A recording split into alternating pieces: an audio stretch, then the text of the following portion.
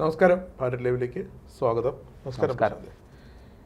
ഈ ഇന്ത്യൻ പൗരന്മാരെന്ന് പറഞ്ഞാൽ എല്ലാ തരത്തിലും നമ്മുടെ ഭരണഘടന അവർക്ക് രാജ്യത്തിനുള്ളിൽ എല്ലാ തരത്തിലുള്ള പരിരക്ഷയും ഉറപ്പു നൽകുന്നുണ്ട്, അല്ലേ?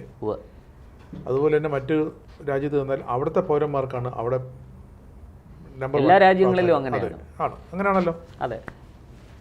ഈ സ്നേഹത്തിൻ്റെ കട തുറന്നത് രാഹുൽ ഗാന്ധിയും കോൺഗ്രസുമാണ്. കർണാടകയിൽ അതിൻ്റെ ബ്രാഞ്ചുണ്ട്. ആ സ്നേഹത്തിൻ്റെ കടയുടെ ഒരു സംസ്ഥാനതല ബ്രാഞ്ച് കർണാടകയിലുമുണ്ട്, അല്ലേ? കർണാടക സർക്കാർ ആദ്യം ബ്രാഞ്ച് തുറന്നത് കർണാടകയിലാണ്.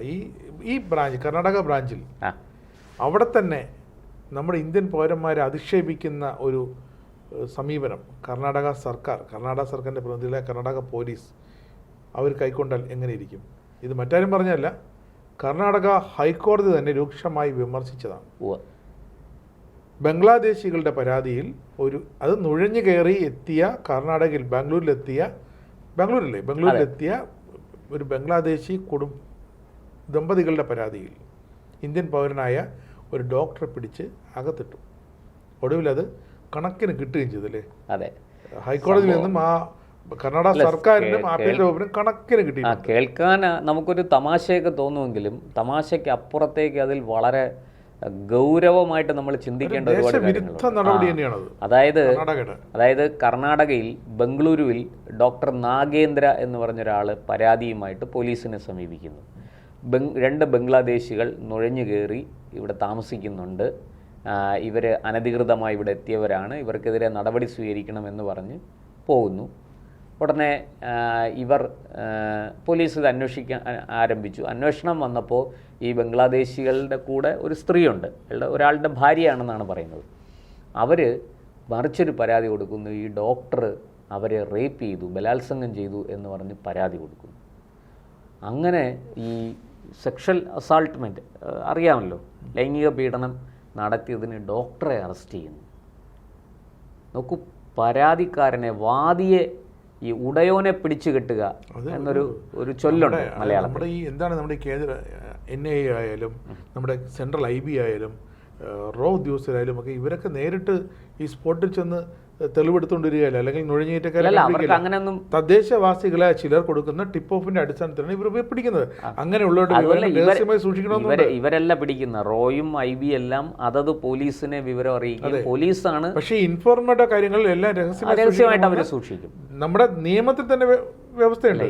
ഇത് സംഭവിച്ചത് ഈ ഡോക്ടർ പരാതി കൊടുക്കുന്നു. കാരണം ഇപ്പം എൻ്റെ വീട്ടിൻ്റെ അടുത്ത് സംശയാസ്പദമായിട്ട് 2 പേര് വന്ന് താമസിക്കുന്നു. ഞാൻ പോലീസിനെ വിളിച്ച് പറയുകയാണ്, എൻ്റെ ഐഡൻറ്റിറ്റി വെളിപ്പെടുത്താതെ പറഞ്ഞാൽ പോലീസ് അത് വിശ്വസിക്കില്ല, പോലീസ് അതിനെ ഗൗരവത്തിലെടുക്കില്ല. അപ്പോൾ ഞാൻ എൻ്റെ ഐഡൻറ്റിറ്റി പറഞ്ഞ് ഞാൻ ഇന്ന ആളാണ്, ഇന്ന അടുത്ത് താമസിക്കുന്നു, എൻ്റെ അഡ്രസ്സ് ഇന്നതാണ്, അതിൻ്റെ തൊട്ടടുത്താണ് ഇങ്ങനെ സംഭവിച്ചിരിക്കുന്നത്, അങ്ങനെ ചെയ്യാൻ പറ്റുള്ളൂ. അപ്പോൾ അതിൽ പക്ഷേ വന്നിട്ട് അപ്പോൾ ആർക്കെതിരെയാണോ പരാതി അവർ പറയുകയാണ്, അല്ല ഈ ഡോക്ടർ എന്നെ ബലാത്സംഗം ചെയ്തു എന്ന് ആ സ്ത്രീ പറയുമ്പോൾ സ്വാഭാവികമായിട്ടും പോലീസ് ഇതിൻ്റെ എല്ലാ വശവും അന്വേഷിക്കാതെ കേസെടുത്തു. ഈ ഡോക്ടർക്കെതിരെ വിവിധ വകുപ്പുകൾ ചുമത്തി. എനിക്ക് തോന്നുന്നത് ഈ ബംഗ്ലാദേശികളെ പ്രാദേശികമായിട്ട് സഹായിക്കാൻ അവിടെ ആരെങ്കിലും ഉണ്ടായിരുന്നിരിക്കും. അത് മിക്കവാറും ഏതെങ്കിലും കോൺഗ്രസ് നേതാവായിരിക്കും. ഈ കോൺഗ്രസ് നേതാവിൻ്റെ തണലിലാണ് ഇവരിവിടെ വന്ന് താമസിക്കുന്നത്. കാരണം ഇങ്ങനെ ഈ തൊഴിലാളികളെ കൊണ്ടുവന്ന് താമസിപ്പിച്ച് പണിയെടുപ്പിക്കുന്ന ഒരുപാട് കോൺട്രാക്ടർമാരുണ്ട്. അപ്പോൾ ഏതോ ഒരു പ്രാദേശിക കോൺഗ്രസ് നേതാവായിരിക്കണം ഈ കോൺട്രാക്ടർ, അല്ലെങ്കിൽ അതുമായിട്ട് നല്ല ബന്ധമുള്ള ആളായിരിക്കണം. അപ്പോൾ അതിൻ്റെ ഒരു സമ്മർദ്ദത്തിൻ്റെ ഫലമായിട്ടായിരിക്കും പോലീസ് ഈ കേസെടുത്ത് പോലീസ് ഇതെല്ലാം കൂടെ വെച്ചുകൊണ്ട് നേരെ കോടതിയിൽ കൊടുത്തു. പോലീസ് വിചാരിച്ചത് ഇതങ്ങ് കോംപ്രമൈസ് ആവും, ഈ ഡോക്ടറും പരാതി പിൻവലിക്കും, ഇവരും പരാതി പിൻവലിക്കും എന്നൊക്കെയാണ് പോലീസ് കരുതിയിരുന്നത്. പക്ഷെ അങ്ങനെയല്ല സംഭവിച്ചത്. ഡോക്ടർ ഹൈക്കോടതിയിൽ പോയി. ജസ്റ്റിസ് നാഗരത്ന എന്ന് പറയുന്ന ആ ജഡ്ജിയുടെ ബെഞ്ചിലേക്കാണ് ഈ കേസ് ചെന്നത്. ആ ജഡ്ജി ഈ കേസ് മുഴുവനും കേട്ടതിന് ശേഷം അതിരൂക്ഷമായ വിമർശനമാണ് പോലീസിനെതിരെ ഉന്നയിച്ചത്. ഒന്നാമത്തെ ചോദ്യം, ഒരു ഇന്ത്യൻ പൗരന് വേണ്ടിയിട്ടാണോ ഇന്ത്യൻ നിയമം നിലകൊള്ളേണ്ടത്? നമ്മളെന്താണ്, നമ്മുടെ ഭരണഘടനയും നമ്മുടെ നിയമമൊക്കെ നമുക്ക് സംരക്ഷണം നൽകുകയാണ്. ഒരു ഇന്ത്യൻ പൗരൻ്റെ ജീവനും സ്വത്തിനും അവൻ്റെ അഭിമാനത്തിനും ഒക്കെ സംരക്ഷണം നൽകുകയാണ് നമ്മുടെ ഭരണഘടന, നമ്മുടെ നിയമങ്ങൾ, അല്ലേ? ഇപ്പോൾ CRPC IPAC ഇതൊക്കെ പോയിട്ട് ഇപ്പോൾ BNS വന്നു, BNSS വന്നു. ഇതൊക്കെ പരിഷ്കരിച്ച പതിപ്പുകളാണ്. പക്ഷെ അതിലെല്ലാം പറയുന്നത് എന്താണ്, ഒരു ഇന്ത്യൻ പൗരൻ്റെ ജീവനും സ്വത്തും സംരക്ഷിക്കാൻ വേണ്ടിയിട്ടാണ്.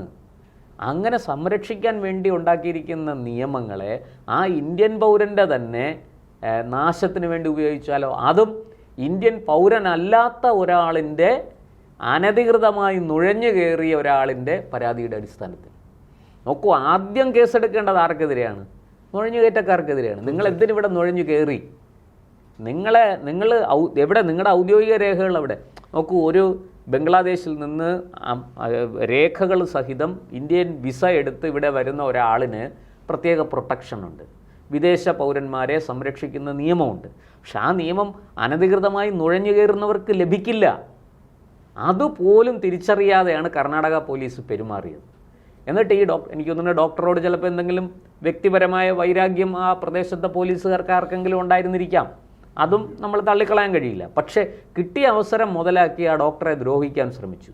അവിടെയാണ് കർണാടക ഹൈക്കോടതി ജഡ്ജി അതിരൂക്ഷമായ വിമർശനമായിട്ട് രംഗത്ത് വന്നത്.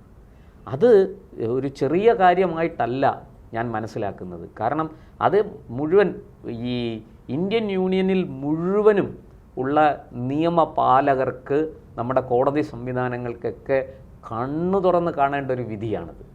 അവരുടെ കണ്ണു തുറപ്പിക്കുന്നൊരു വിധിയാണ്. കാരണം ഇന്ത്യൻ നിയമങ്ങൾ ഇന്ത്യൻ പൗരന് വേണ്ടിയിട്ടുള്ളതാണ്.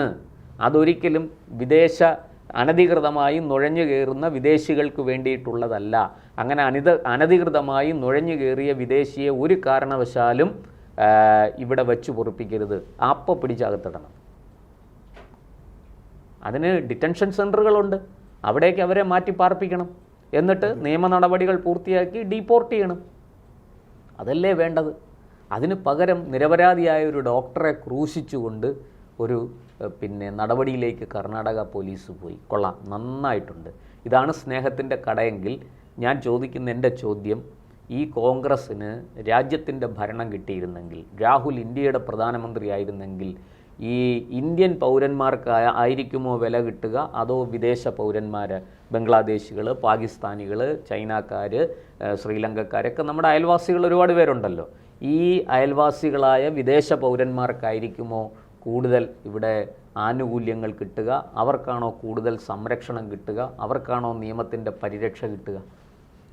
രാഹുൽ ഇന്ത്യൻ പ്രധാനമന്ത്രിയായാൽ ഞാൻ ഈ പറഞ്ഞതുപോലെ ചൈനയ്ക്ക് വേണ്ടി ബംഗ്ലാദേശിന് വിട്ടുകൊടുക്കും. നമ്മുടെ ചിക്കനൊക്കെ അടക്കമുള്ള അപ്പുറത്തെ നോർത്ത് ഈസ്റ്റ് ചിക്കനൊക്കെ കട്ട് ചെയ്ത് അതങ്ങ് വിട്ടുകൊടുക്കും. അത് വിട്ടുകൊടുത്തിട്ട് നമ്മൾ എന്താ ചെയ്യുകയാണല്ലോ, കൈകൊട്ടി പാടിക്കൊണ്ടിരിക്കും. ചൈനയാണല്ലോ അല്ലേ?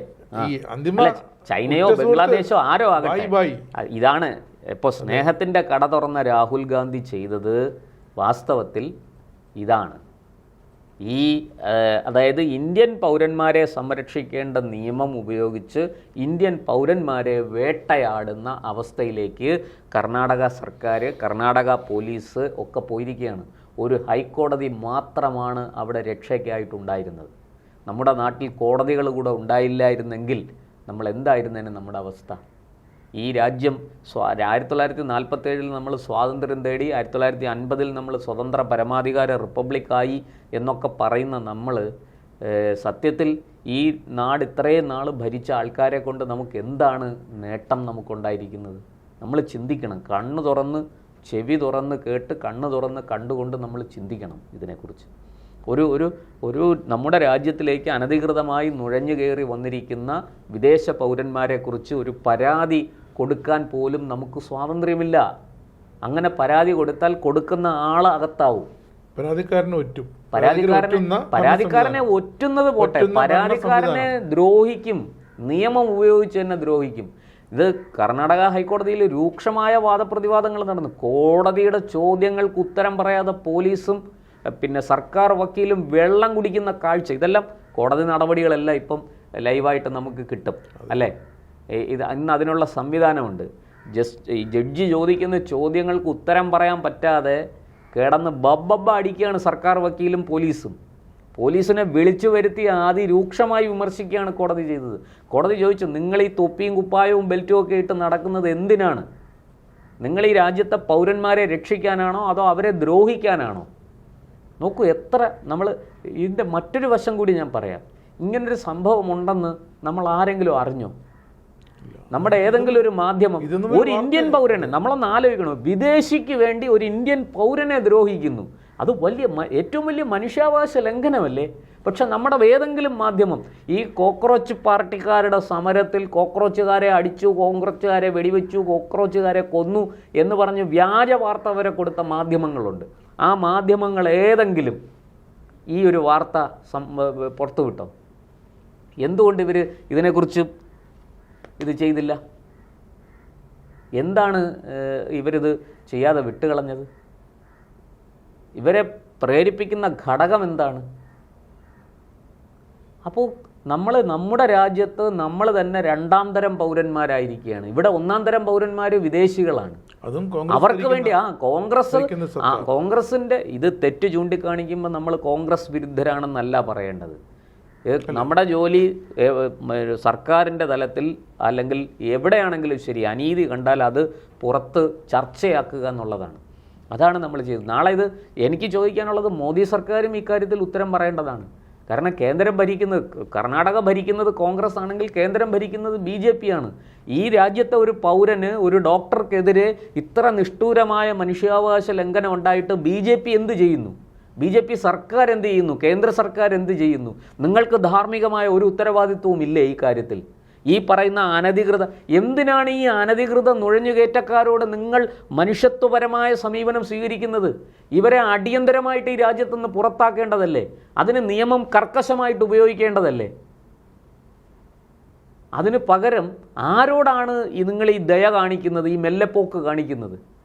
അതുകൊണ്ട് ഇന്ത്യൻ പൗരന്മാരനുഭവിക്കേണ്ടി വരുന്ന, നമ്മുടെ രാജ്യത്തെ പൗരന്മാർ, നമ്മുടെ സഹോദരങ്ങൾ, നമ്മളങ്ങനെയാണല്ലോ പറയുന്നത്, എല്ലാ ഇന്ത്യക്കാരും എൻ്റെ സഹോദരന്മാരാണെന്നല്ലേ നമ്മൾ പറയുന്നത്. അങ്ങനെ നമ്മുടെ രാജ്യത്തെ നമ്മുടെ പൗരന്മാർ, നമ്മുടെ സഹോദരങ്ങൾ അനുഭവിക്കേണ്ടി വരുന്ന ബുദ്ധിമുട്ട് എന്താണെന്ന് മനസ്സിലാകുന്നില്ലേ സർക്കാരുകൾ? സ്വന്തം പാർട്ടിയിലെ മുൻ മുഖ്യമന്ത്രിയായിരുന്ന വ്യക്തിയെ, ആ മുതിർന്ന കോൺഗ്രസ് നേതാവിനെ നിഷ്കാസിതനാക്കി തെരഞ്ഞെടുപ്പ് രാഷ്ട്രീയത്തിൽ നിന്ന് തന്നെ റിട്ടയർമെന്റ് എഴുതി വാങ്ങിച്ചിട്ടാണ് DK ശിവകുമാർ മുഖ്യമന്ത്രിയായത്. അപ്പോൾ നമ്മളെ കരുതിയത് ശിവകുമാർ കർണാടകയെ ഒന്ന് മിന്നിച്ചു തുടങ്ങി. ഇത് പോക്ക് വേറെ. ഇതാണ് സ്നേഹത്തിന്റെ കടയെങ്കിൽ, സ്നേഹത്തിന്റെ കർണാടക ബ്രാഞ്ച്, കർണാടക ബ്രാഞ്ച് മുഹമ്മദ് കി ദുക്കാൻ.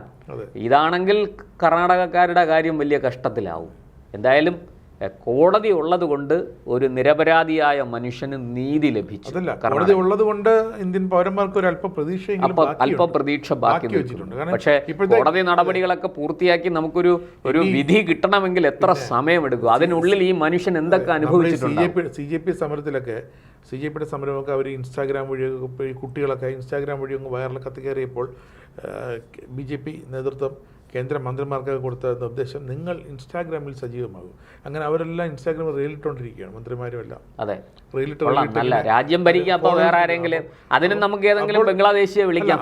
അപ്പോൾ അവർക്ക് ഇതൊന്നും നോക്കാൻ സമയമില്ല. ഇനി അവർ ആരെങ്കിലും ഇൻസ്റ്റാഗ്രാമിൽ ഈ വാർത്ത എടുത്തിട്ട് ഈ വാർത്ത അങ്ങോട്ട് അപ്പോഴും ഇവര് ഇൻസ്റ്റാഗ്രാമിൽ റീലിട്ടോണ്ടിരിക്കുകയുള്ളൂ, നടപടിയൊന്നും എടുക്കും. അപ്പോൾ ഈ വാർത്ത ഇൻസ്റ്റാഗ്രാമിൽ ചെല്ലുമ്പോൾ മാത്രമേ, ഇതൊരു സോഷ്യൽ മീഡിയ പ്ലാറ്റ്ഫോമിൽ വന്നാൽ മാത്രമേ ഇവർ പരിഗണിക്കുകയുള്ളൂ. അപ്പോൾ എന്തായാലും കൊള്ളാം. സ്നേഹത്തിൻ്റെ കടയിൽ വിൽക്കുന്നത് വെറുപ്പാണ് എന്ന് ഒരിക്കൽ കൂടി തെളിയിച്ചിരിക്കുകയാണ് കർണാടകയിലെ കോൺഗ്രസ് സർക്കാർ. നമുക്ക് അശരണരായ നമുക്ക് ശരണം കോടതികൾ മാത്രമേ ഉള്ളൂ എന്ന് ഒരിക്കൽ കൂടി തെളിഞ്ഞിരിക്കുന്നു. നന്ദി, നമസ്കാരം.